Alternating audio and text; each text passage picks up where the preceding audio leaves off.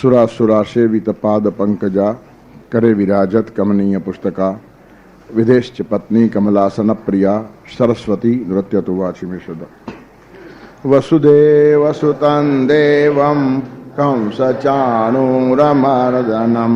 देवकी परमानन्दं कृष्णं वन्दे जगद्गुरुम् तत्र तं बुद्धिसंयोगं तत्र तं बुद्धिसंयोगं तत्र तं बुद्धिसंयोगं तत्र तं बुद्धिसंयोगं लभते पौर्वदेहिकं लभते पौर्वदेहिकं लभते पौर्वदेहिकं लभते पौर्वदेहिकं यत ते च ततो भूयः यतते च ततो भूय यत ते च ततो भूयः यतते च ततो भूय संसिद्धौ कुरु नन्दन संसिद्धौ कुरु नन्दन संसिद्धौ कुरु नन्दन संसिद्धौ कुरु नन्दन સતત સાધના કરતો કરતો માણસ આગળ જાય અને કોઈ સંજોગવશ કોઈ કારણથી એની સાધના અધૂરી રહી જાય તો પછી એની હાલત શું થાય? યોગભ્રષ્ટ થવાના ઘણા બધા કારણો છે, તેની આપણે ચર્ચા કરી. આળસના કારણે થાય, જ્ઞાનાભાવના કારણે થાય, ભાવમંદતાના કારણે થાય, ખોટી સમજણના કારણે થાય, કોઈ મિસગાઈડ કરે તેથી થાય, આપણે પહોંચી જ ગયા છીએ એવી ભ્રાંતિમાં પણ પહોંચવાનું રહી જાય. તેથી ઘણા બધા કારણો યોગભ્રષ્ટ થવાના હોય છે. હવે કારણમાંથી જો બચીએ તો યોગભ્રષ્ટ થવાય નહીં. એક ભાઈ આવી રીતનું પૂછેલું કે યોગભ્રષ્ટ થયા પછી આવું થાય, પણ યોગભ્રષ્ટ જ ન થાય એનો ઉપાય ખરો કે નહીં? જાગૃતિ. તસ્માત સ્વાધ્યાય પ્રવચનાભ્યામ ન પ્રમજિતવ્યમ. સતત આત્મનિરીક્ષણ. કોઈ જ પ્રકારની ભ્રાંતિને સ્વાધ્યાય ટકવા દે નહીં. સાચો સ્વાધ્યાય હોય તો આપણે કરીએ તે સ્વાધ્યાય નહીં, આપણે કરીએ તે સત્સંગ નહીં. સત એટલે પરમાત્મા, સત એટલે શાસ્ત્રો, સત એટલે સદગુરુ. અને એમના ચરણે બેસીને કંઈક અભ્યાસ કરતા હોઈએ, શાસ્ત્રો વાંચતા હોઈએ, આત્માના અવાજને સાંભળતા હોઈએ તો એ સાચો સત્સંગ છે, એ સાચો પોતાનો અભ્યાસ છે. ત્યારે જે માણસ પોતાના અભ્યાસના બારામાં જાગૃત છે તેને યોગચલિત થવાના પ્રસંગો ઓછા આવે, એને આળસ ના આવે. એનું કારણ મારે મારો વિકાસ કરવાનો, આળસ કેમ ચાલે? જ્ઞાનાભાવ રહે જ એનું કારણ એ અભ્યાસ કરતો જાય, મારે વિકાસ કરવો છે. એનું કારણ ખાલી ખાવા પીવાને માટે હું આવ્યો નથી, તેના કરતાં વધારે શું પ્રયોજન છે આ જગતમાં મારા આવવાનું, તેના સાથે સતત વિચાર ચાલુ હોય તો યોગભ્રષ્ટ થવાના ચાન્સીસ ઘટે. ભાવ સતત ટકાવી રાખવો જોઈએ. એનું કારણ જે પરમાત્માએ મને જીવન આપ્યું છે, જે પરમાત્મા મારી જોડે છે, તો તે ખુશ થાય તેવું મારું જીવન હોવું જ જોઈએ. તેથી પરમાત્મા જીવનનું સતત અનુસંધાન, સતત સ્વાધ્યાય, પ્રમાદથી દૂર રહેવાની મનોવૃત્તિ, મિસગાઈડ ન થઈ જવાની તૈયારી. મિસગાઈડ થવાના બી કારણ હોય, જાણી જોઈને મિસગાઈડ થવાના માણસો હોય. લાભ થતો હોય તો ખોટે માર્ગે માણસ જવા તૈયાર છે, જરા હાથ મારી લઈએ પછી જોઈ લેશું, તો યોગભ્રષ્ટ થયો માણસ. તેથી આપણું મન અતિશય મજબૂત અને મક્કમ હોવું જોઈએ. ભયથી માણસ ગભરાઈ જાય, ત્યારે ભય પણ માણસને ચલિત કરે, પ્રલોભનો માણસને ચલિત કરે, આળસ માણસને ખલાસ કરે, જ્ઞાન ન હોય તો માણસ ગૂંચવાઈ જાય, મિસગાઈડ કરનારા માણસો ઘણા હોય તેની સાથે માણસ પનારે પડી જાય, તો આખું જીવન વેડફાઈ જાય. ત્યારે આ બધી જાગૃતિઓ જીવનમાં બહુ જરૂરી છે. અને આ બધું સાચવે માણસ તો પણ જીવન ટૂંકું છે, એક જીવનમાં કદાચ પૂરું પણ ના થાય. આ બધા અવરોધ કીધા એ ના આવ્યા ચાલો, તો પણ સાધના જ આટલી લાંબી છે કે એક જ જન્મમાં આટો પાઈ જાય એવું સંભવિત નથી. તો આવો માણસ પણ જાય યોગભ્રષ્ટ થઈને, કારણ કે ટાઈમ ઓછો પડ્યો. ટાઈમ ઓછો પડવો આ બી એક કારણ હોઈ શકે. તો તે માણસ આગળ જાય તો એનું શું થાય? આ પ્રશ્ન અર્જુને ઊભો કર્યો ત્યારે ભગવાને બહુ સરસ કીધું કે આને નહીં કલ્યાણકૃત કશ્ચિત દુર્ગતિમ તાત ગચ્છતિ. કલ્યાણના માર્ગે જે ગયો તેની કોઈ દિવસ દુર્ગતિ થાય જ નહીં. કલ્યાણ કયું પાછું? તે ભગવાનને ગમતું હોય તે અને શાસ્ત્રો કહેતા હોય તે. એનું કારણ છે અમારો જ રસ્તો કલ્યાણનો છે એમ પ્રત્યેક માણસ કહેતો હોય. જાત જાતના પંથો, જાત જાતના વાડાઓ, જાત જાતના સંપ્રદાયો, જાત જાતના ગુરુઓ જગતમાં ફરતા હોય અને બધા ગુરુ એક આગળ રાખી બેઠા હોય કે જ્યાં સુધી અમારી પાસે નહીં આવ્યા જગતમાં ક્યાંય તમારો ઉદ્ધાર થાય નહીં. હવે ગુરુ પોતે જ ભ્રાંતિમાં છે. જ્યાં જાય ત્યાં માણસનો વિકાસ થાય. કોઈનો જ્ઞાનનો પ્રવાહ છે તો એ તે દિશામાં જાય તો જલ્દી વિકાસ થાય. કોઈનો ભાવનો પ્રવાહ છે તો એને જુદું વાતાવરણ મળવું જોઈએ. કોઈને કર્મમાં જ પ્રેરણા છે તો એને જુદું વાતાવરણ મળવું જોઈએ. ત્યારે હું જ સાચો એમ જે માણસ બોલે તેના જેવો ખોટો માણસ બીજો કોઈ નહીં. અને એમાં માણસ ગૂંચવાઈ જાય. એનું કારણ ખેંચનારા આટલા પાવરફુલ હોય, દલીલો આટલી પાવરફુલ કરે અને પછી પ્રલોભન દેખાડે પાછા. અમારા ગુરુ પાસે જે આવે છે તરત 6 મહિનામાં કરોડપતિ. એટલે પછી આ બિચારો યોગાચલિત માણસ, એનું કારણ આગળની ગતિ પછી મળશે, પણ કરોડપતિ હમણાં જ લાભ થશે. તાત્કાલિક લાભ દેખાડે, જાત જાતના ચમત્કારો કરી બતાવે. હમણાં એક ભાઈ કરી બતાવે ચમત્કારો, અંગૂઠામાંથી કંકુ કાઢી દેખાડે, ભસમ કાઢી દેખાડે, નાળિયેરમાંથી માતાજીની ચુંદડી કાઢી દેખાડે. નજર સામે હું બેઠેલો ત્યાં, જાત જાતનું લોહી કાઢી બતાવે તરત. ફૂલ હોય, ફૂલ દબાવીને ફૂલમાંથી લોહી નીકળે. ગુલાબના ફૂલમાં લોહી ક્યાંથી આવ્યું? પછી એ ભાઈ બહુ સરસ કીધું, તમે મને જાદુગર કહો છો, પણ હમણાં હું ભગવા કપડાં પહેરીશ તો સાષ્ટાંગ પ્રણામ કરીને મારા ચરણોમાં સૂઈ જશો. પણ મારે એવો ફાયદો ઉઠાવવો નથી, અને આવા ફાયદા જે લોકો ઉઠાવે તેને મારે ખુલ્લા પાડવા છે. એટલે ગામે ગામ જઈને આ પ્રયોગ હું કરું છું કે કંકુ કાઢે તો ખુશ ન થાવ, જોઈએ એટલું કંકુ હું કાઢી આપું, અને તમે પણ કાઢી શકો એવું તમને શીખવાડી શકું, એમ પાછું એને કીધું. ત્યારે કહેવાનું તાત્પર્ય શું છે? જગતમાં દિગ્ભ્રાંત કરનારા તત્વો ઘણા હોય છે. અંગૂઠામાંથી કંકુ કાઢવું એ મહત્વની વાત નથી. કોઈ એ સોનાની ચેન હાથમાં લાવીને આપી અને કાઢી આપી તરત, આ આવી સોનાની ચેન લઈ જાઓ, કે હું કોઈ સંત નથી ને કોઈ સાધુ નથી ને કોઈ સંન્યાસી નથી, આવામાંથી સોનાની ચેન આ રહી.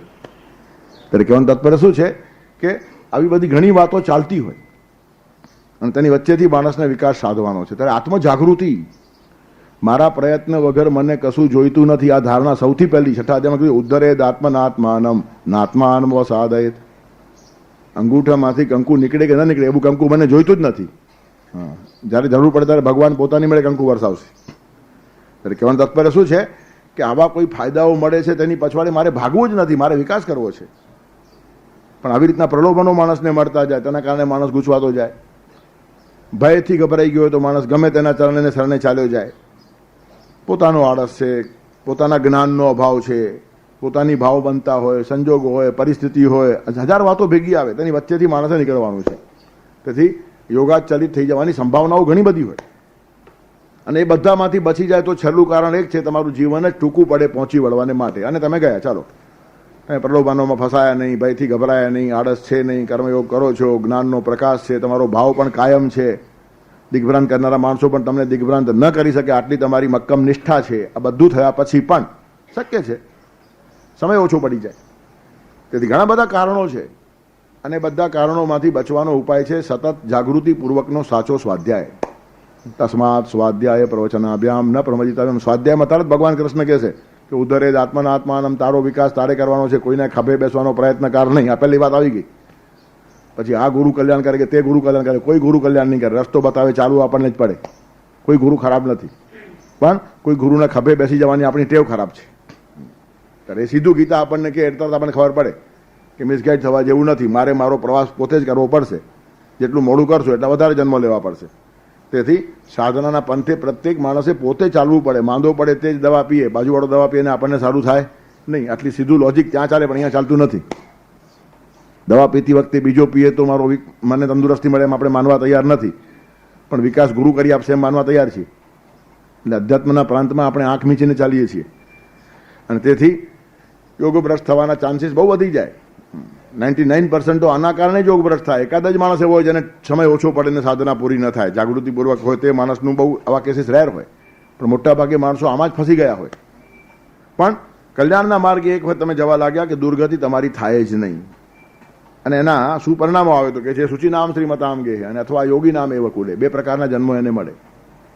સૂચિ શ્રીમંતના ઘરે જાય, પણ ત્યાંથી પણ લપસવાના ચાન્સીસ બધા બહુ જ ખુલ્લા છે. એનું કારણ છે સંપત્તિ પુષ્કળ મળી ગઈ, વાતાવરણ મળી ગયું. પણ સંપત્તિ પુષ્કળ મળી અને ઘર સારું મળ્યું એટલે માણસ સારો થાય એમ પણ તમે આંખ મીચીને માંડેલી પાછી એની જાગૃતિ જોઈએ જ. મને શા માટે આવો સરસ જન્મ ભગવાને આપ્યો? દાળ રોટલા માટે લોકોને હેરાન થવું પડે છે, હું જન્મતા જ કરોડપતિ થઈ ગયો છું. એનું કારણ ભગવાનની કંઈ મારા પાસે હવે બીજી અપેક્ષા છે. દાળ રોટલા માટેનો પડકાર ગયો તો જીવનમાં બીજો પડકાર ઊભો કરવાની ક્ષમતા હોવી જોઈએ. પડકાર વગરનું જીવન એ મીઠા વગરની રસોઈ છે. તેથી દાળ રોટલા માટે જેણે મહેનત નથી કરવી પડતી એને બીજા ઘણા કામો એના કરતાં પણ 1000 ગણા સારા કરવા જોઈએ. અને એટલે જ મેં બહુ ગામઠી ઉદાહરણ આપ્યું કે એક માણસ 36 કલાકમાં ટ્રેનમાં કલકત્તા જાય ને બીજો માણસ 2.5 કલાકમાં ઉતરી પડે, તો તે 2.5 કલાકમાં ઉતરનારે વિચાર કરવો જોઈએ કે 33.5 કલાક ભગવાને મારા બચાવ્યાનું કારણ ભગવાનને આની કિંમત મોટી લાગે છે. તો એ 33.5 કલાક ક્લબમાં રખડવા કે દારૂ પીવા માટે નથી. આ સમજણ જો ન હોય તો યોગભ્રષ્ટ તરત થાય માણસ. તેથી પૈસો આવ્યા પછી પણ માણસ યોગભ્રષ્ટ થાય, વિચારે નહીં કે જે સગવડ બીજાને નથી તે મને શા માટે આપી છે. એ સ્વાધ્યાય, આનું નામ જાગૃતિ. હજારો માણસો રખડતા રખડતા જાય છે અને મને ભગવાન 2 કલાકમાં ઉતારી નાખે છે. એનું કારણ આવી રીતની રખડપટ્ટીમાં મારો સમય જાય તે ભગવાનને મંજૂર નથી. ભગવાન મારી પાસે બીજું કંઈ મોટું કામ લેવા માંગે છે. કયું કામ? એની જાગૃતિ હોય તો યોગભ્રષ્ટ ના થાય, અને જાગૃતિ ન હોય તો બધો ટાઈમ પાછો ભોગ વિલાસમાં ચાલ્યો જાય. તેથી સંપત્તિમાં અને સૂચિ શ્રીમાનના ઘરે નિર્માણ થયા પછી પૈસો મળે, સારું સંસ્કારી વાતાવરણ મળે, પણ પોતાની જાગૃતિ ખોવાઈ જાય તો પાછો પણ એ માણસ આડે પાટે ચડી જાય. ત્યારે યોગાચલિત માણસ હોય. યોગચલિત ન થવાના કારણોમાં સાચો સત્સંગ, સાચી ભક્તિ, સાચો સ્વાધ્યાય, સાચા સદગુરુનું સાનિધ્ય.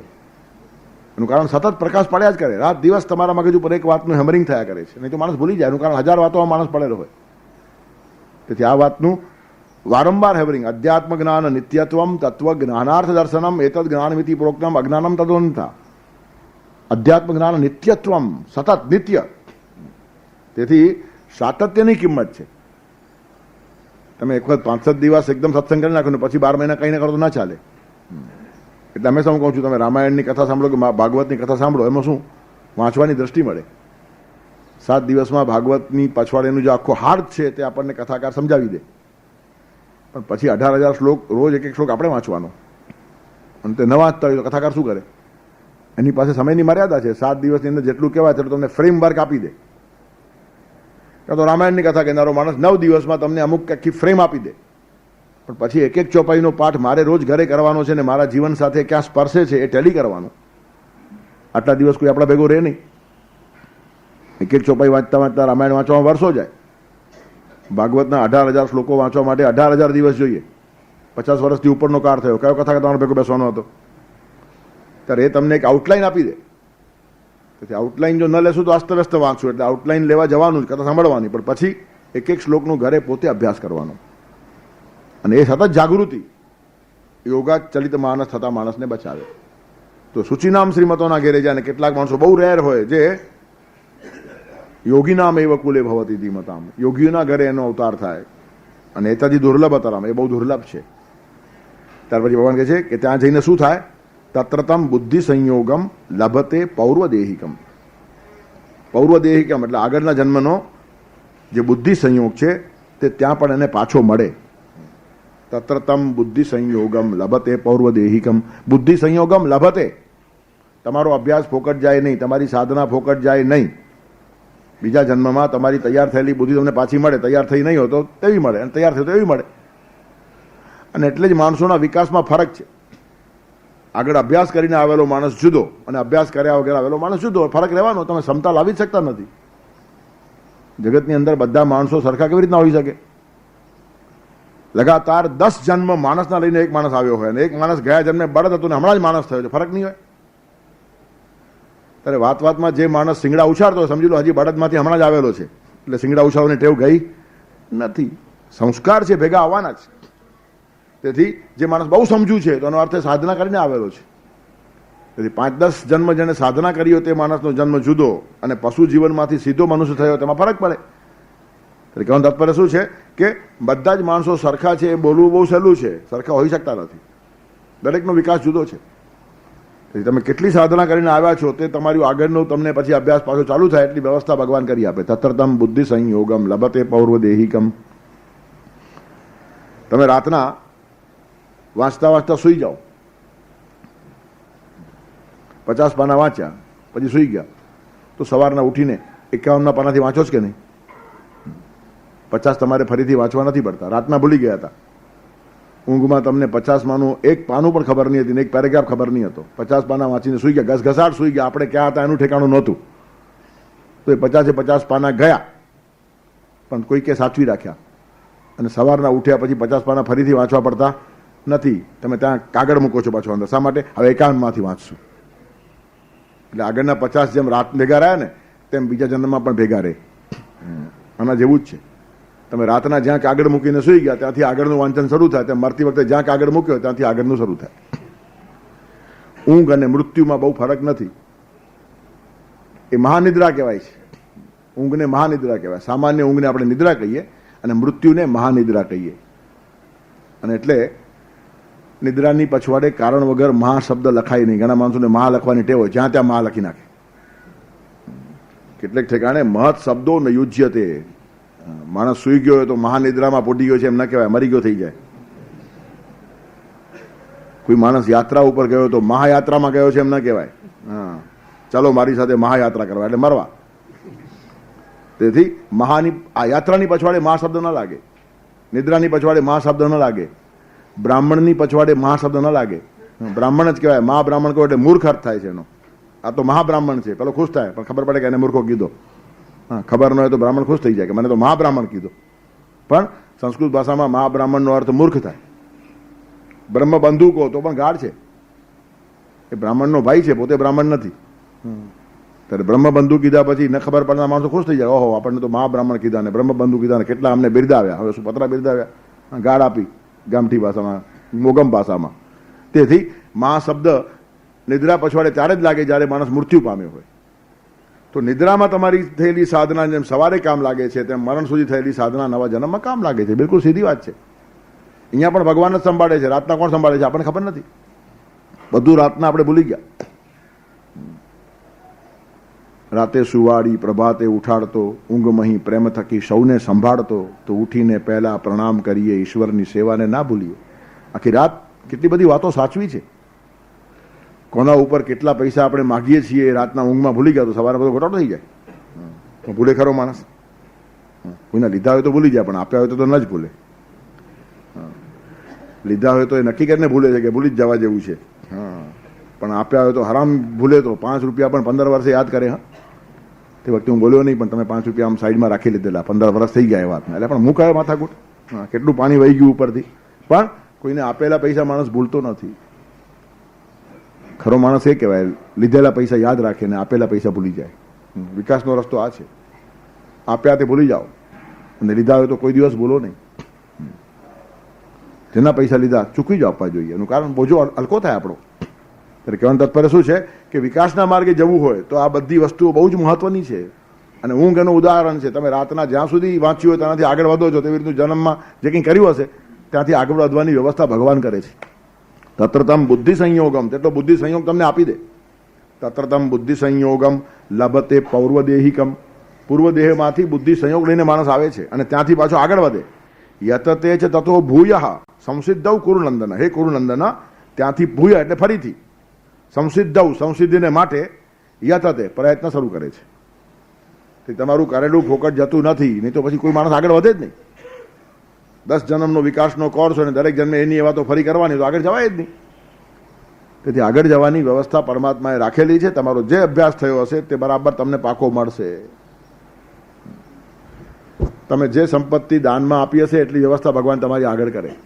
લક્ષ્મી દાનાનુસારની, એટલે દાન આપનારો માણસ કોઈના ઉપર ઉપકાર કરતો નથી, પોતાની આવતા જન્મની વ્યવસ્થા કરે છે. અને કરવી જ જોઈએ ડાયા માણસે. મૂર્ખો હોય તે ખાલી હાથે જાય.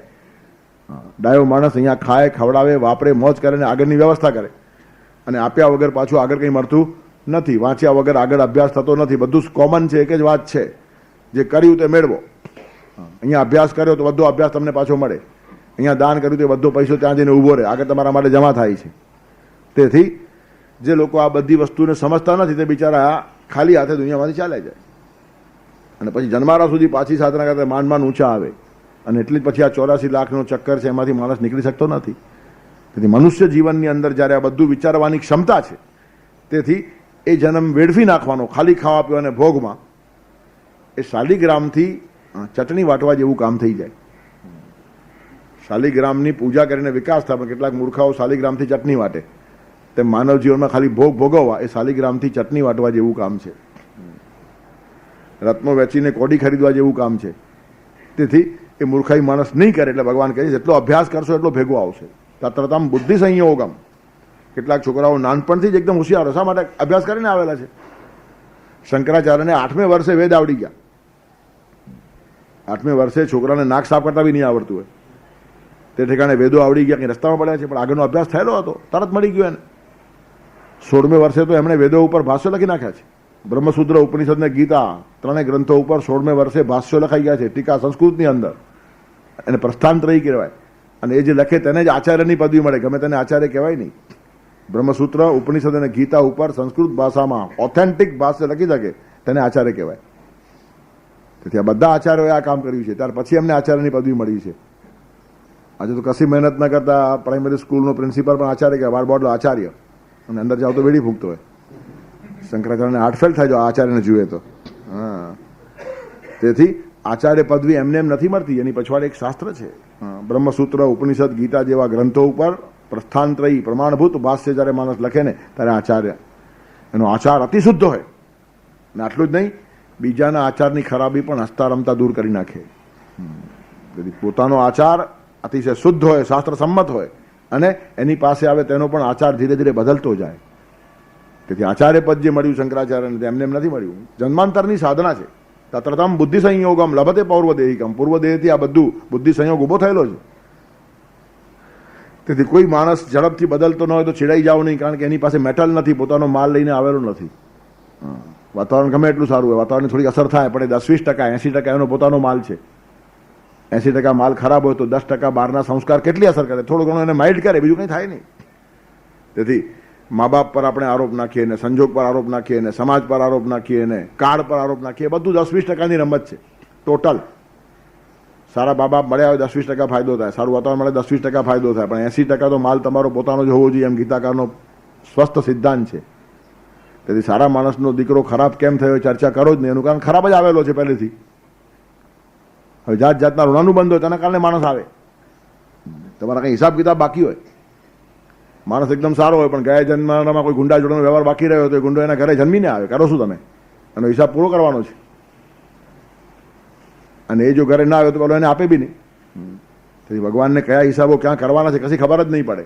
તેથી આપણે ઉપર છેલ્લી દ્રષ્ટિથી બોલતા હોઈએ, આ માણસ આવો લોફર છે ને એનો છોકરો સંત કેમ થયો? થાય, એના હિસાબ પૂરા કરવા માટે એના ઘરે આવે છે, બાકી એની સાધના પાછી જુદી છે. તેથી ખરાબ માણસના ઘરે સારો છોકરો આવી શકે, સારા માણસના ઘરે ખરાબ છોકરો આવી શકે, આવું કેમ થયું એ બોલનારા માણસો બહુ બાલિશ છે, એનો ઊંડો અભ્યાસ નથી. ગીતા વાંચ્યા પછી આ પ્રશ્નો જ ના આવે. એનું કારણ 80% માલ દરેક માણસ પોતાનો લાવે છે. સારો માણસ 80% સારો માલ લઈને આવેલો છે, અને ખરાબ માણસ 80% ખરાબ માલ લઈને આવેલો છે. 10%-15% વ્હાઇટ વોશ છે. પછી એ સારો માણસ પણ 10-20% ખરાબ લોકો જોડે ફરતો હોય તો ધીરે ધીરે બગડતો જાય, પણ તરત બગડતો નથી. અને ખરાબ માણસને તરત સત્સંગ મળે તરત માણસ બગડી જાય. તો 10-20%ની જે અસરો છે તેની અસર થતા વાર લાગે, અને 80%નો પોતાનો માલ છે ત્યાં માણસ તરત ખેંચાય. તેથી 80% જે ખરાબ માણસ છે એને જરાક ચાન્સ મળ્યો કે ખરાબ તરફ ઢળી જાય. ત્યારે આ બધા વિકાસનો ક્રમ આપણો ચાલતો એક શૃંખલા છે, અનુસૂત શૃંખલા છે. આપણે જે આજે છીએ ને તે અનંત જન્મારાઓનો સરવાળો છે. 10 જન્મ પહેલા કંઈક થયું હશે, 9 જન્મ પહેલા કંઈ થયું હશે, 8 પહેલા કંઈ થયું હશે, બધાનો ટોટલ મારીને પછી આજનો માણસ ઊભો થાય આખો. તેથી બધી રકમ લખ્યા પછી સરવાળો કેમ મારીએ આપણે? તેમ આપણામાં કેટલી રકમો લખાય છે ટોટલ મારીને આપણે અહીંયા ઊભા છીએ. તેથી એક માણસને ઓળખવા પછવાડે બધી એની રકમ જોવી પડે કે આ સરવાળો આવ્યો ક્યાંથી. 25-50 લાખનો સરવાળો એમને એમ થાય નહીં, ઉપર મોટી રકમ હોય આખી. તેમાં આજે જે માણસ ઊભો છે તે જન્માંતરોથી સરવાળા મારતો આવ્યો છે, કેરી ફોરવર્ડ. તેથી એ પ્રમાણે ચાલતો જાય છે અને પછી એની આખી આકૃતિ ઊભી થાય છે, ને એ સંદર્ભમાં માણસે સમજવાની હિંમત હોવી જોઈએ. તે બહુ ઓછા લોકોમાં હોય છે, ગૂંચવાઈ જાય માણસો. મોટા મોટા સાયકોલોજીસ્ટ ગૂંચવાયા છે. ફ્રોઇડ, એડલર, જુંગ, આ લોકોએ ઘણો અભ્યાસ કર્યો છે આની પછવાડે. અનકોન્શિયસ માઇન્ડની આખી થિયરી છે. અજાગૃત મન પજવે છે માણસ. આપણે આવ્યું ક્યાંથી અજાગૃત મન? તેનો જવાબ નથી આપી શકતા, કારણ કે પૂર્વજન્મ અને પુનર્જન્મ માનતા નથી. બસ માણસના સુસુપ્ત મનમાં કંઈક પડેલું હોય ને તો એકદમ કૂદે એટલે માણસ ખરાબ થઈ જાય. ઓચિંતો મેનકાને જોઈને વિશ્વામિત્રનું મન ખરાબ થાય, ઓચિંતું ના થાય. એ મનમાં બિલાડું આવ્યું ક્યાંથી? અજાગૃત મન છે, તમારું ગોડાઉન છે, એમાં તમારા કર્મો પડેલા છે, આવ્યા ક્યાંથી? તો એ જન્માંતરના ગોડાઉન છે. આપણી પાસેનો જવાબ છે, પાશ્ચાત્યો પાસે નથી. જ્યાં સુધી જન્માંતર માનતા નથી ત્યાં સુધી મનમાં કચરો શા માટે આવે એનું કારણ નથી. અને આટલો બધો કચરો આ જન્મમાં ક્યાંથી આવે? તેથી જન્માંતરથી દબાયેલો પડ્યો હોય, દબાયેલો પડ્યો છે તો ઉછળે છે એટલું એ લોકો કહે છે, પણ દબાયેલો ક્યાંથી આવ્યો તે ત્યાં સુધી નજર પહોંચતી નથી આ લોકોની. તેથી અનકોન્શિયસ માઇન્ડની થિયરી ઉપર આ લોકો અટકી ગયા કે અંદર દબાઈ રહેલી કેટલીક વાસનાઓ છે. Suppressed desires get expression. દબાયેલી વાસનાઓ અભિવ્યક્ત થાય અને માણસ ખલાસ થાય. તેવું કેટલાકની સારી વાતો દબાયેલી પડી હોય, એ ઓચિંતી ઉછળે તો વાલિયાનો વાલ્મીકી પણ થઈ જાય. ખરાબ બિલાડો કોથળામાંથી બહાર આવે તો વિશ્વામિત્ર મેનકાની પછવાડે પડે, અને સારો એકાદ બિલાડો બહાર આવે ને તો વાલિયો વાલ્મીકી પણ થઈ જાય. ત્યારે અંદર કશુંક દબાયેલું પડ્યું છે વર્ષોથી, જન્માંતરથી, વર્ષોથી નહીં ખાલી. ઘણી વાર આપણને થાય કશું આ જીવનમાં આ માણસનું આવું દેખાતું નથી, આવું કેમ થયું? અરે પણ આ જીવન પૂરતું નથી, જન્માંતરોનો ગોડાઉન છે અંદર, તેમાંનો માલ ક્યારે બહાર આવે ખબર નહીં પડે. તેથી સારો માણસ બગડી ગયા પછી લોકોને આશ્ચર્ય થાય, આટલો સારો માણસ, આટલો અભ્યાસુ માણસ અને એકદમ આવી રીતનું કેમ બગડ્યો? એ દબાયેલો હતો માલ, તે બહાર આવ્યો. ત્યારે ઉપરનો માલ પહેલા દેખાય, કચરો પછી બહાર આવે. તમે ગોડાઉન ખાલી કરો તો નીચેનો માલ તો પછી બહાર આવવાનો ને. ત્યારે હંમેશા ઉપરનો માલ જોઈને આપણે કોઈને પણ સારો કહી દઈએ, પણ જ્યારે એનું ગોડાઉન ખુલે ત્યારે ખબર પડે કે અંદર ઘણું હતું. અને એમાંનો દોષ પણ નથી, જન્માંતરથી આવે છે. અને એ જ સત્સંગ અને સ્વાધ્યાયથી ધીરે ધીરે સાફ થાય છે. જો જાગૃતિપૂર્વક સત્સંગ અને સ્વાધ્યાય માણસ કરે તો, અને સાફ કરે જ છૂટકો છે. જ્યાં સુધી નહીં થાય તો છૂટકો જ નથી. તો જેટલી જાગૃતિ જલ્દી આવશે એટલો માણસ જલ્દી વિકાસના માર્ગે જશે. ત્યારે તત્રતમ બુદ્ધિ સંયોગમ લભતે પૌર્વદેહિકમ. એક જ ગુરુ હોય ને બધા શિષ્યોને ભણાવતા હોય તો એક હોશિયાર થાય ને એક ડલ થાય. શા માટે? વિકાસના ઉપર આધાર છે. વિતરતી ગુરુ પ્રાજ્ઞે વિદ્યામ યથૈવ તથા જડે. જેવી વિદ્યા પ્રાજ્ઞને આપે ને તેવી જ વિદ્યા જળને આપે. ગુરુ પક્ષપાત કરતા નથી, બધા ભેગા બેઠા અને ગુરુ બોલતા હોય. કોઈને ના પાડી છે ગ્રહણ કરવાની? વિતરતી ગુરુ પ્રાજ્ઞે વિદ્યામ યથૈવ તથા જડે નતુ ખલુ તયોર જ્ઞાને શક્તિમ કરોતી અપહંતિ વા. જ્ઞાન બધાને આપે છે, પણ જ્ઞાન ગ્રહણ કરવાની શક્તિ ગુરુ કોઈને આપતા નથી ને કોઈની ખેંચી પણ લેતા નથી. આ માણસને જ્ઞાન પ્રાપ્ત ન થાય એની શક્તિ મેં ખેંચી લીધી, આવું ગુરુ ન કહે. કોઈની જ્ઞાન પ્રાપ્ત કરવાની શક્તિ ખેંચી પણ લેતા નથી અને કોઈને જ્ઞાન ગ્રહણ કરવાની શક્તિ પણ આપતા નથી, ખાલી જ્ઞાન આપે છે. શક્તિ હોય તે ગ્રહણ કરે. ત્યારે વિતરતી ગુરુ પ્રાજ્ઞે વિદ્યામ યથૈવ તથા જડે નતુ ખલુ તયોર જ્ઞાને શક્તિમ કરોતે પહંતિ વા ભવતી ચ પુનર્ભૂયાન ભેદ ફલમ પ્રતિ તદયથા. એક સરખું જ્ઞાન ગુરુ આપે છતાં ફળના બારામાં ભેદ નિર્માણ થાય છે, સરખું ફળ નથી આવતું. એક જ ગુરુના 5 શિષ્યોને બધા રોજ પલાટ મારીને એની પાસે સાંભળતા હોય, પણ પાછળનો વિકાસ જુદો. ભવતી ચ પુનર્ભૂયાન ભેદ ફલમ પ્રતિ તદયથા. ફળના બારામાં ભેદ પડે છે. એનું કારણ પ્રભવતી શુચિર બિંબોદ ગ્રાહે મનિર્ન મૃદાંચય. શુચિબિંબ, સરસ પ્રતિબિંબ ઝીલવાની ક્ષમતા મોતીમાં છે, માટીના ઢેફામાં નથી. ત્યારે ગુરુ જ્ઞાન આપે પણ કેટલાક મોતી હોય તેમાં પ્રતિબિંબ પડે અને કેટલાક માટીના ઢેફા હોય જેમાં જલ્દી પ્રતિબિંબ પડતું નથી. ત્યારે માટીના ઢેફાની હજી સાધના બાકી છે અને મોતી થવાનું છે, થશે, ધીરે ધીરે થશે. કોઈ જ માણસ એકાએક મોતી બનતું નથી અને કોઈ જ માણસ કાયમ માટીનું ઢેફું રહેતું નથી, પણ વિકાસમાં ફરક રહેવાનો છે. તો એની સાધના હજી ત્યાંથી શરૂ થાય છે અને આની સાધના ઉપરથી એકદમ શરૂ થાય છે. અને પરિણામે ભવતી જે પુનર્ભૂયાન ભેદ ફલમ પ્રતિયથા ભવતી પ્રભવતી શુચિર્બિંબોદ ગ્રાહે મણિર ન મૃદાંચય. મૃદાંચય એટલે માટીનું ઢેફું. ત્યારે મણિ પ્રભાવિત છે, મણિ સમર્થ છે પ્રતિબિંબ ઝીલવાને માટે. તેમ કેટલાક લોકો સમર્થ હોય ગુરુનું જ્ઞાન ઝીલવાને માટે અને કેટલાક સમર્થ ન હોય. અને તેથી કવિએ પ્રાર્થના કરી છે કે હે ગુરુ, આવતી જાહ્નવી તારી અમારે ઝીલવાની. જો એ જ્ઞાનનો જે ગંગા પ્રવાહ આવે છે ઝીલવાનો હોય ને તો શિવત્વ શિવનું દેહ છે અને પદભૂમિ હિમાદ્રીની. હિમાલય જેવી મક્કમ ભૂમિ જોઈએ અને શિવત્વ જોઈએ શિવનું, તો જ્ઞાન ઝીલાય. જ્ઞાન રસ્તામાં નથી પડ્યું. ગુરુ તો જ્ઞાન વહેડાવે, જોરદાર વહેડાવે, ધોધમાર પ્રવાહ છે. સ્વર્ગમાંથી જેટલા ફોર્સથી ગંગા પડી ને એટલા ફોર્સથી જ્ઞાન પ્રવાહ ચાલતો હોય, પણ ઝીલવાને માટે શિવ જોઈએ. શિવ વચ્ચે ઝીલતે નહીં તો પૃથ્વી ફાડીને ગંગા સીધી પાતાળમાં જતે, ભગીરથનું કામ થતે નહીં. ત્યારે વચમાં શિવત્વ જોઈએ. કલ્યાણની ભાવના હોય ને તો જ જ્ઞાન પચે, નહીં તો જ્ઞાનનો બી અપચો થાય. શિવત્વ જોઈએ. અને એ માર્ગે ગયા પછી અગવડો આવે તો તે ઝીલવા માટે હિમાલયની તાકાત જોઈએ.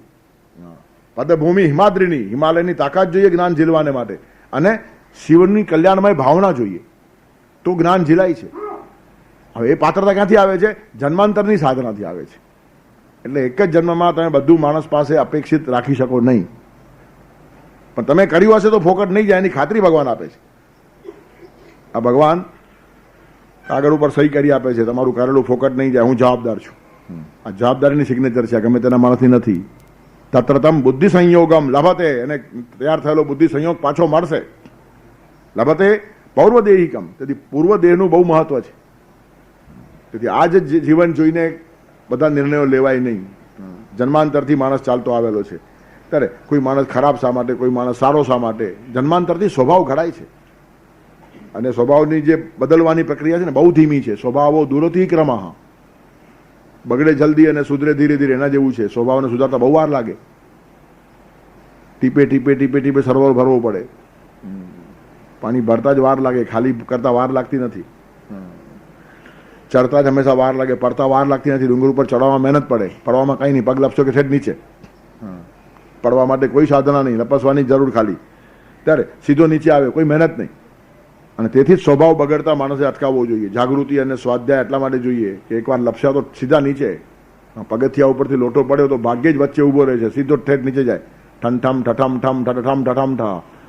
અને એટલે સતત જાગૃતિની અપેક્ષા છે. અને જેમ જેમ ઉપર જાઓ ને તેમ વધારે જાગૃતિ જોઈએ. એનું કારણ આટલી મહેનત કર્યા પછી લપસીને એકદમ નીચે જવાનું. જેટલો માણસ મોટો તેટલી માણસની જાગૃતિ વધારે હોવી જોઈએ. સાધના વર્ષોની ફોકટ જાય ને પાછો એકડો ગૂંટવો પડે. એનું કારણ તમે લપસ્યા, તમે નીચે આવી ગયા તો પછી એ જ વસ્તુ આગળ મળશે. અને તમે હાઇટ મેન્ટેન કરીને ગયા હશો તો એનાથી પછી આગળ જવાની તમારી શરૂઆત થઈ જશે. તેથી જે હાઇટ મેન્ટેન કરી છે તે થ્રુઆઉટ માણસે જાળવવાની, એના માટે જાગૃતિ રાખવાની.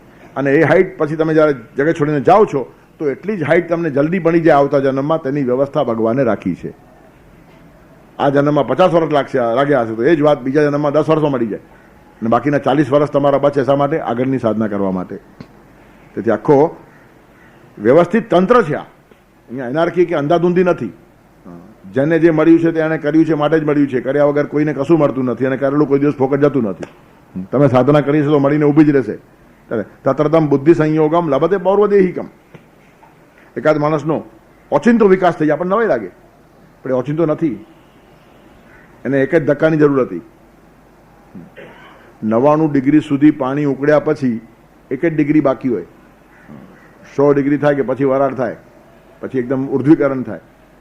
હવે 99 પછી જે માણસ જુએ તેને એમ થાય 1 ડિગ્રીમાં આ માણસ ઉપર ગયો અને અમે કારના ઉકળીએ છીએ.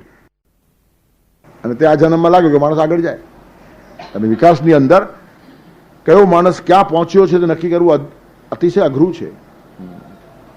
જૈન કથાઓ આવે છે ને, એમાં એક સાધ્વી એક ગુરુ પાસે અભ્યાસ કરતી હતી અને અવારનવાર ગુરુને પૂછે કે મારો વિકાસ ક્યારે થશે? તો થશે, બહુ વાર પણ લાગશે નહીં, અનાયાસ થશે, પણ તું ધીરજ રાખ, પ્રતીક્ષા કર. થોડીક બાધા છે, થોડી અગવડ છે, એ અગવડ જાય કે તારો વિકાસ. શ્રદ્ધા પુષ્કળ ગુરુ, પણ ગુરુ બી સાચા હતા. ત્યારે ઘણો ટાઈમ પસાર થતો ગયો. એમ કરતા કરતા એની ઉંમર થઈ ગઈ, વૃદ્ધ થઈ. પછી પૂછે છે ગુરુને કે આટલા વર્ષો ગયા, હવે શું બાધા, શું અગવડ છે અને જશે ક્યારે? તો કે જશે. પણ આમ તમે વર્ષોથી કહો છો, ક્યારે જશે? ત્યારે પછી ગુરુ આંખ બંધ કરીને જરાક વિચારે છે અને પછી કહે છે કે આ પૂર્ણિમા આવશે ને, એનો ચાંદ પૂર્ણ આકાશમાં ખીલે તે વખતે તારી બાધા જવાનો યોગ છે. એ તારી અવરોધ, તારો જે અગવડ છે તે નીકળી જશે. પેલી ખુશ થઈ, કારણ કે બહુ પ્રતીક્ષા કરી. વર્ષોના વર્ષો કાઢે તો હવે આ પૂનમ તો આવી, 5 દિવસ પછી પૂનમ છે, કેટલી વાર લાગશે? આટલું ગયું તો હવે આવી જશે. પૂર્ણિમા આવી, આકાશમાં ચંદ્ર ખીલ્યો. એ બાઈ પછી આવે છે, 7 વાગે ચંદ્ર આકાશમાં આવી ગયો, અત્યારે 10 વાગવા આવ્યા છે. તમે મને કહ્યું હતું પૂર્ણ ચાંદ થશે અને ત્યારે તારી બાધા હટી જશે. તો કે આપણે ચર્ચા કરીએ છીએ એ વાતની, પણ મને તરસ લાગી છે, પાણી લઈ આવો મારા માટે. તો પેલી કાવડ લઈને પાણી ભરવા જાય છે. બંને બાજુ 2 મટકા લટકતા હોય, આવી કાવડ લઈને નદી ઉપરથી પાણી ભરીને આવે છે. અને મગજમાં આ જ વિચાર ચાલે છે કે આજની રાત બાધા તૂટવાની રાત છે, અવરોધ તૂટવાની રાત છે, એમ ગુરુદેવે કહ્યું છે. શું નડતું હશે કોને ખબર? એ વિચારમાં કંઈક ધ્યાન રહ્યું નહીં અને કોઈ ઝાડ સાથે અથડાઈ પડી. પેલી લાકડી તૂટી ગઈ, મટકા બંને ફૂટી ગયા, પાણી ઢોળાઈ ગયું. પાણી ઢોળાઈ ગયું તો મટકામાં જે ચંદ્રનું પ્રતિબિંબ પડતું હતું એ પ્રતિબિંબ બી ખોવાઈ ગયું અને એને એકદમ પ્રકાશ થઈ ગયો કે મટકો તૂટી ગયો અને ચંદ્ર ખોવાઈ ગયો. પણ ચંદ્ર ખોવાઈ ગયો નથી, ઉપર જો ચંદ્ર તો હતો જ. ત્યારે શું ખોવાઈ ગયું? પ્રતિબિંબ ખોવાઈ ગયું. ત્યારે એ પ્રતિબિંબ જ્યારે ખોવાઈ જાય ત્યારે ચંદ્ર તો છે જ. તો બાધા શું છે? પ્રતિબિંબ. આપણે બધા જ પ્રતિબિંબ છીએ, બિંબ કેવળ પરમાત્મા છે. અને આ ઘડાઓ છે ને એ બધા અહંકારનું પ્રતિબિંબ છે. અહંકારનો ઘડો જ્યાં સુધી ફૂટતો નથી અને રાગદ્વેષનું પાણી જોડાઈ જતું નથી ત્યાં સુધી સાચો ચંદ્ર દેખાતો નથી. આ ઘટના પરથી એને જ્ઞાન થઈ ગયું. જ્ઞાન થતાં 1 જ મિનિટ લાગી, પણ રાહ જોવી પડી વર્ષો સુધી. આટલી જ ઘટના ઘટવાની જરૂર હતી, કંઈ હતું નહીં. પણ રાગદ્વેષનું પાણી જ્યાં સુધી ભરેલું છે ને અહંકારનો ઘડો મજબૂત છે ત્યાં સુધી પ્રતિબિંબમાં જ રાચતો હોય, બિંબ તરફ ધ્યાન જ જતું નથી. એટલે આપણે બધા જ રાગદ્વેષમાં રાચીએ છીએ અને આ ઘડાનો ગર્વ કરીએ છીએ. આ ઘડો પણ એક દિવસ ફૂટવાનો જ છે. તે પહેલા જેને જ્ઞાન થઈ જાય, તેનો બિંબથી પરિચિત થઈ જાય, ત્યારે પ્રતિબિંબમાં આપણે બધા જ રમીએ છીએ. એટલે આ ઘટ ફૂટવો જોઈએ અને આ ફોડવો છે એની આપણને ખબર હોવી જોઈએ. આપણને ખબર નથી, ટકાવવો છે એવી ખબર છે. આ શરીરનું મહત્વ વધવું જોઈએ, મારા નામનું મહત્વ. નામરૂપ શરીરના છે, આત્માને નામ છે જ નહીં. તમને જન્મતા પહેલા કોઈ નામ નથી ને મર્યા પછી કોઈ નામ નથી. જન્મે ત્યારે બધા જ બાબા કહેવાય ને મર્યા પછી બધા પ્રેત કહેવાય. વચમાં શામજી ખીમજી ભીમજી છે. હા, જન્મ્યો ત્યારે એકે શામજી જન્મ્યો હોય તો કહો. આપણે પછી નામ પાડીએ, છઠ્ઠી કરીએ, નામ પાડીએ અને પછી નામ એને છીટકાડવાને માટે લોકોનો સાથ લઈએ કે પેંડા ખાઓ, પણ હવે આને આ નામે બોલાવો, એવો બોલાવો કે આ મારો બેટો છૂટે જ નહીં એમાંથી. તે પેંડા ખવડાવીને આપણે એનું નામ છીટકાડ્યું છે અને પછી એ નામ માટે એટલો માણસ મરે કે બધું ખોવાઈ જાય એનું. તેથી જન્મતી વખતે બાબો અને મર્યા પછી પ્રેત, એ પણ ખોટા નામ છે, પણ એ કોમન છે બધાના. અને વચ્ચે જે નામ છે, વચ્ચે હોય તો ખોટું.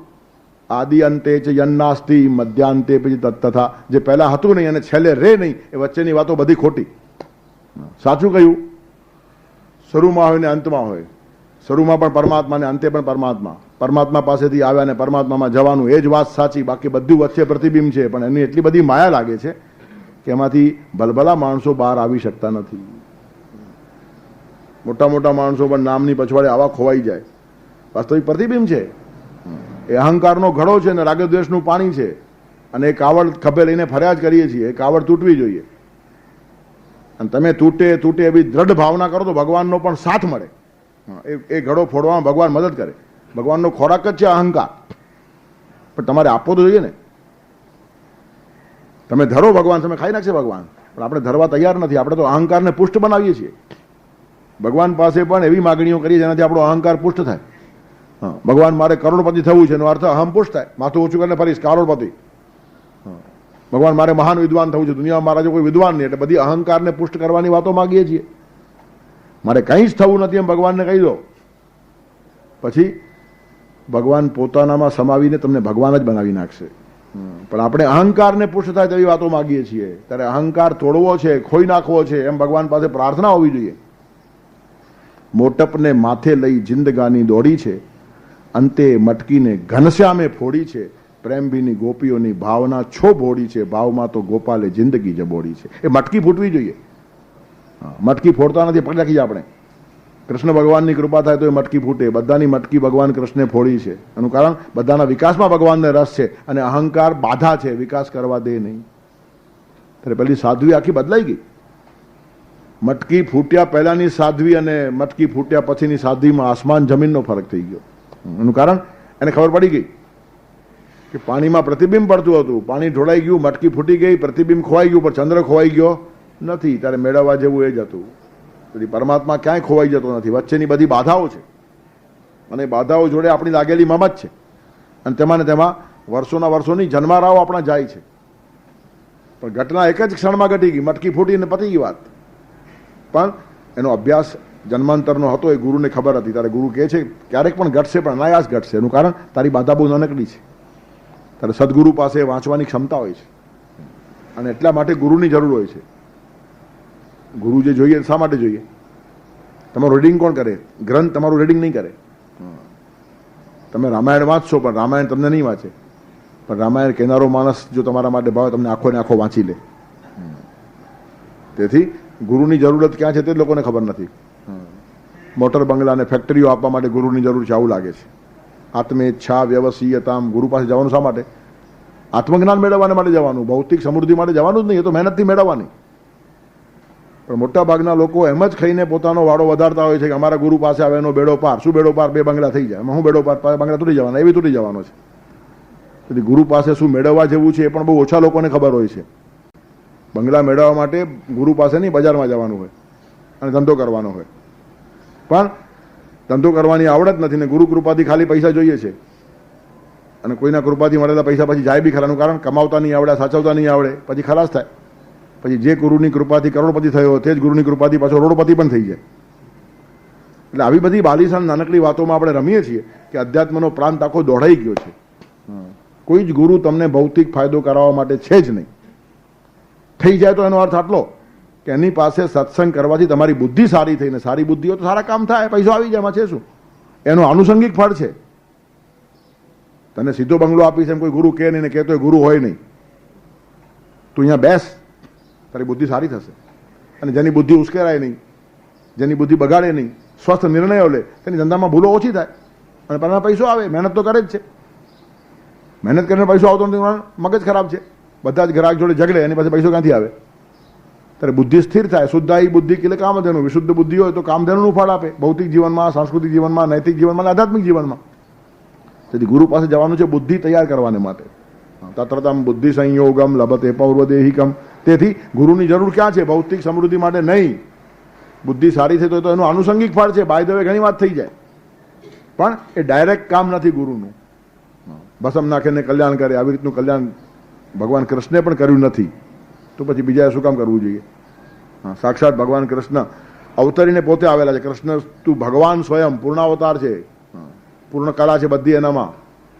છતાં પણ અર્જુનની પાસે 18 અધ્યાય ગીતા કીધી, સમજાવીને એની પાસે કામ લીધું છે. હાથ મૂકીને બેટા તારા ભલા હો જાય, એમ નહીં કીધું. ત્યારે કહેવાનું તાત્પર્ય શું છે કે વિકાસ આપણે જ કરવાનો છે, અને કરેલો વિકાસ ફોકટ નહીં જશે એની ભગવાન ખાતરી આપે છે. ધીરે ધીરે ધીરે તમે આગળ જાઓ, અને કદાચ અહીંયા તમે ગૂંચવાઈ જશો ને તો પણ એક ટકોર કામ કરી જશે.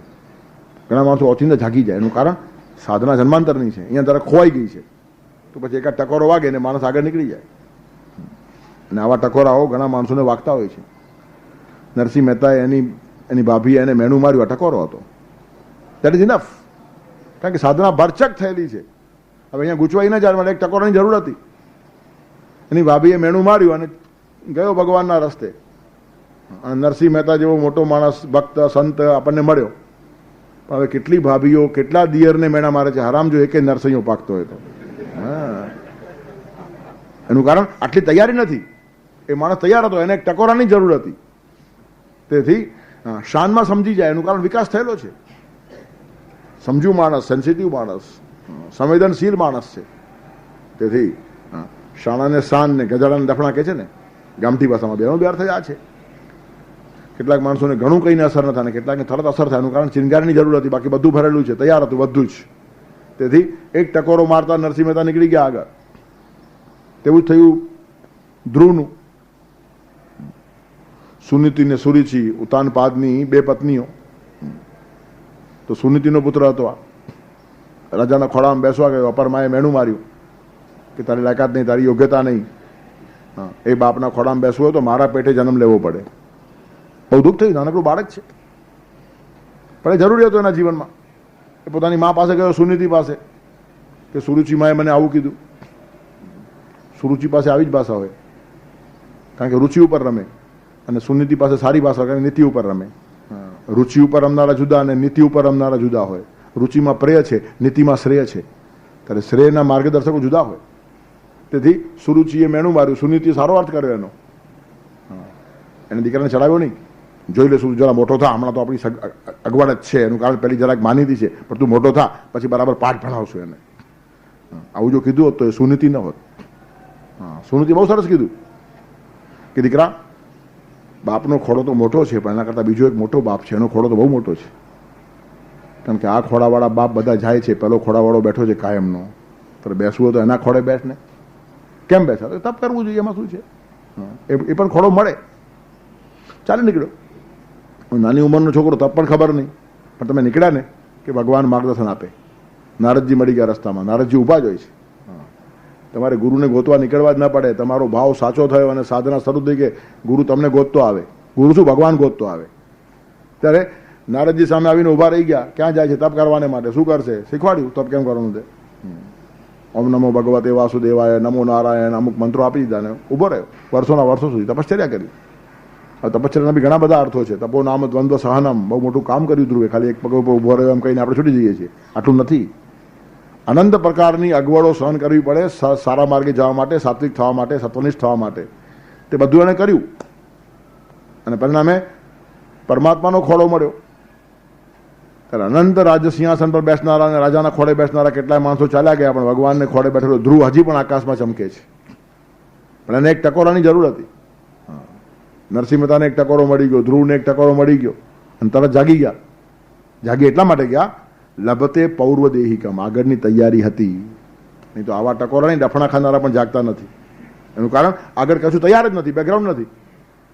જે લોકો જાગી જાય છે ને તેના પર તમે ચીડાઈ ન જાઓ, એને બધું મફતમાં મળી ગયું. ઘણી વખત ભ્રાંતિ હોય છે, અમે આટલી સાધના કરીએ કંઈ વર્તું નથી ને આ લોકો મફતમાં કોઈ મોજ નથી કરતું. આવું અંધેર અહીંયા હોય જ નહીં ભગવાનના રાજ્યમાં.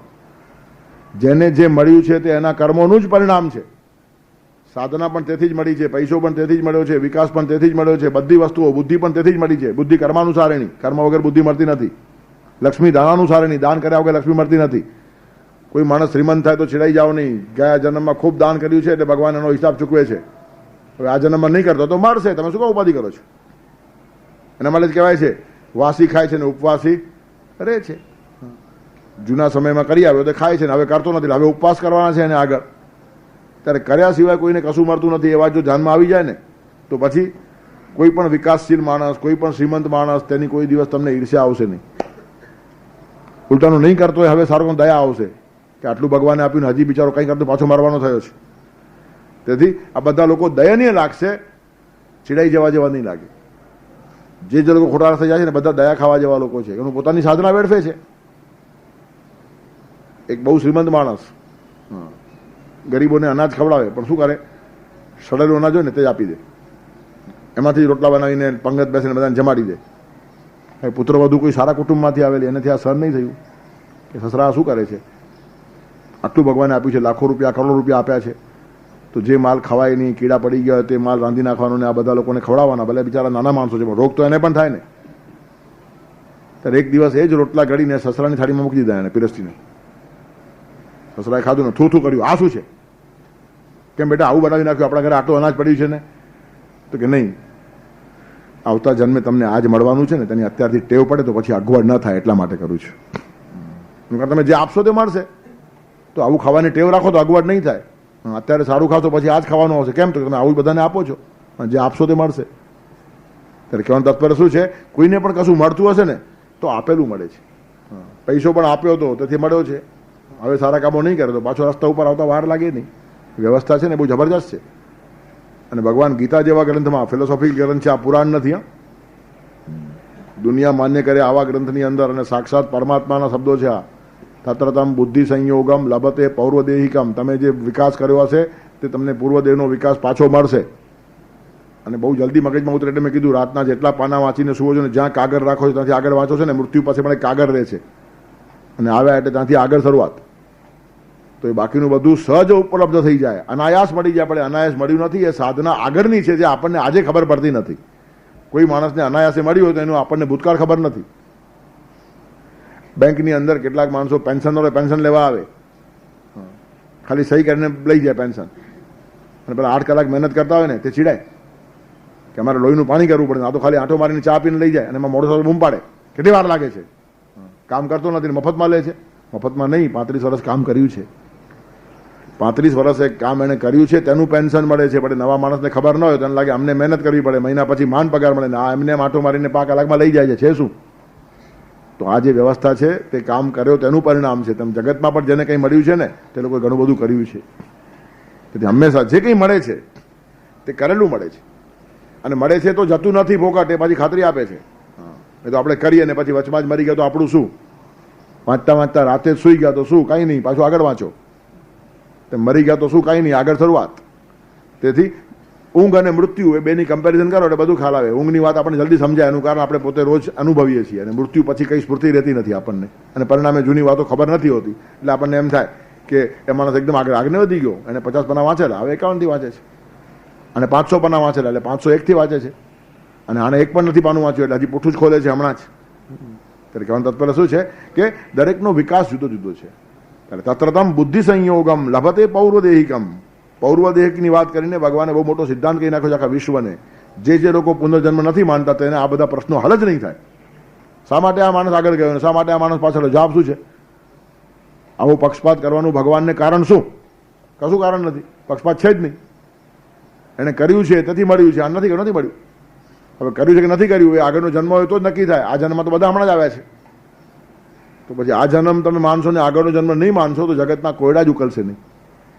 રોજ ગૂંચવાશો. ઓછી મહેનતે આ માણસ શ્રીમંત થઈ ગયો ને આ માણસ ગધા મજૂરી કરે છે. છતાં આ બિચારાને ખાવા પૂરતું મળતું નથી. કોઈ જાતનો અભ્યાસ કર્યા વગર આ માણસ એકદમ વિદ્વાન દેખાય છે ને બીજા માણસો થોથા વાંચીને મરી જાય છતાં સાચી વાતો પ્રગટતી નથી. કબીરજી કયા થોથા વાંચવા ગયા હતા અને છતાં થોથા વાંચનારાઓની ઉલટી એમણે મસ્કરી કરી છે. પોથી પડી જગ મુવા પંડિત હુવા ને કોઈ ઢાઈ અક્ષર પ્રેમ કે પઢે પંડિત હોય એનો અર્થ થોથા બધા વંચાઈ ગયેલા આગળ. કબીરજીને હવે વાંચવાની જરૂર નહીં, એ વાંચીને આવેલો માણસ હવે વિકાસના માર્ગે આગળ ગયો. અને પંડિતોને પણ આશ્ચર્ય લાગ્યું કે અમે આટલા વિદ્વાન છીએ તો પણ અમારી વાણીમાં એ તાકાત નથી, તમે તો સાવ અભણ છો, કંઈ ભણ્યા નથી ને આટલી બધી તમારી વાણીમાં ઓજસ તેજ ક્યાંથી છે. ત્યારે બહુ સરસ કીધું એમણે કે તુમ કહેતે હો કાગજ લેખી ઓર મેં કહેતા હું આંખો દેખી. સાક્ષાત પરમાત્માનો સાક્ષાત્કાર હોય, સામે ભગવાનને જોઈને જે માણસ બોલતો હોય તેની વાણી ખીલે, તે વાણી થોથાઓમાંથી ખીલતી જ નથી. પણ એનો અર્થ થોથા નહીં વાંચવા જોઈએ એમ નહીં. એ થોથા વાંચવાનો કોર્સ કબીરજીનો આગળ પતી ગયો છે. નરસિંહ મહેતાનો કોર્સ બધો આગળ પતી ગયો. ગ્રંથ ગરબડ કરી વાત નવ કરી ખરી એમ નરસિંહ મહેતા કહી શકે. એનું કારણ જાગીને જોઉં તો જગત દિશે નહીં, ઊંઘમાં અટપટા ભોગ ભાસે, ચિત્ત ચૈતન્ય વિલાસ તદરૂપ છે, બ્રહ્મ લટકા કરે બ્રહ્મ પાસે, એમ પણ આ માણસ કહી શકે છે. આટલા થોથા પતી ગયા છે એના. અને હવે થોથાઓમાં રસ નથી એ ખબર પડી. એનું કારણ થોથાથી જે મેળવવાનું હતું એ મળી ગયું. જે મેળવવાનું હતું એ મળી ગયું પછી થોથા પકડી શું આવવાના? તમે નદી પાર કરો ત્યાં સુધી નાવ જોઈએ, પણ આ નાવે મને નદી પાર કરાવી હતી, નાવને હું છોડીશ જ નહીં એમ કહીને જો માણસ કિનારે ઉતરી નાવને માથા ઉપર લઈને બજારમાં ફરતો જો મૂર્ખો બીજો કહેવાય નહીં. ત્યારે નાવની જરૂર નથી એમ પણ ન કહેવાય ને માથે લઈને ફરાય પણ નહીં. ત્યારે અમુક સાધના થયા પછી કેટલીક વાતો પોતાની મેળે છૂટી જાય, સહજતાથી માણસ પછી આગળ વધે. તેથી આ લોકોના માથા ઉપર નાવનો બોજો હોતો નથી. પણ જેને નદી પાર કરી નથી તે લોકો માથે નાવડી ફરતા હોય, નદી આવે ત્યારે કામ લાગશે. અને આને ખબર છે હું પાર ઉતરી ગયો. ત્યારે કહેવાનું તાત્પર્ય શું છે કે નદી પાર કરતી વખતે નાવ જોઈએ, પણ પાર કર્યા પછી માથે નાવ લઈને ફરાય નહીં. હવે માથે લીધા વગર ફરતો હોય ત્યારે બધાને લાગે કેમ એમ ફરે છે, પણ એ પાર કરી ગયો છે. તેથી બોજા વગરના કેટલાક માણસો રિલેક્સ માણસો દેખાય. સંતો બધા જ રિલેક્સ, અને રિલેક્સ હોય તેને સંત કહેવાય. માથા ઉપર બોજો એ સંત નહીં. પોતાના ઉપર બોજો હોય તે બીજાના બોજા કેમ દૂર કરે? ભાર જેણે દઈ દીધો પોતાનો ભગવાનને, વહી તે તો શકે ભાર બીજાનો સહેલાઈથી. બીજાનો ભાર કોણ ઉપાડે? જેને પોતાનો ભાર ભગવાનને આપ્યો હોય. જેના હાથમાં કોઈ સામાન ન હોય તે બીજાને હેલ્પ કરે. પણ પોતાના 4 દાગીના તમારું શું ઉપાડે? એની પાસે 2 હાથ છે અને બંને હાથમાં 2 દાગીના છે, બિચારો આમાં હાંફે છે. તમે કહો મારી એક થેલી, તમારી થેલી શું એક પડીકું પણ નહીં લે. પણ જેના બંને હાથ ખાલી હોય ને તમારો સામાન વધારે લાવો જરા હું ઉપાડું, કે નહીં? બિલકુલ પ્રેક્ટિકલ વાત છે. તેમ જેને જીવનમાં બધો જ ભાર પોતાનો ભગવાનને આપી દીધો ને તેની પાસે બેસો તમારો ભાર ઓછો થઈ જાય. એનું કારણ એ ભાર વગરનો માણસ છે. સંત એટલે કેવો? ભાર વગરનો માણસ, બોજા વગરનો માણસ, ફિકર વગરનો માણસ, ચિંતા વગરનો માણસ. ફિકર કી ફાકી કરે ઉસકા નામ ફકીર. ચા ગઈ ચિંતા મીટી મનવા બે પરવા, जिसको કશું ન ચાહીએ वो સાહબ કો સાહા. તેથી આ લોકો એકદમ હળવા હોય. અને જેની પાસે બેસીને હળવાશ નિર્માણ થાય તે જ માણસ સાચો. જેની પાસે બેઠા પછી બોજો નિર્માણ થાય તે માણસ ખોટો. માણસ મોટો ગણાય એટલે મોટો નહીં, મોટો હોવો જોઈએ. અને મોટા માણસનો પરિચય શું?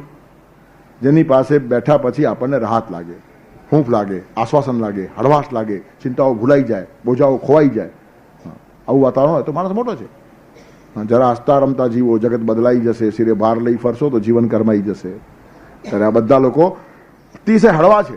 એનું કારણ બધો ક્રમ પ્રવાસ પસાર કરીને આવેલા માણસો છે. અને એ તમે જે કરશો ને તે ફોકટ નહીં જાય. એવું ને એવું સંભાળીને તમને પાછું હું આપીશ. એટલે જેટલો વિકાસ થાય તેથી મરતા સુધી વિકાસ કરતા રહો. હવે 80 વર્ષ થયા, હવે વાંચવાની શું જરૂર છે? વાંચ. એનું કારણ એ બુદ્ધિ પાછી આગળ આવવાની છે.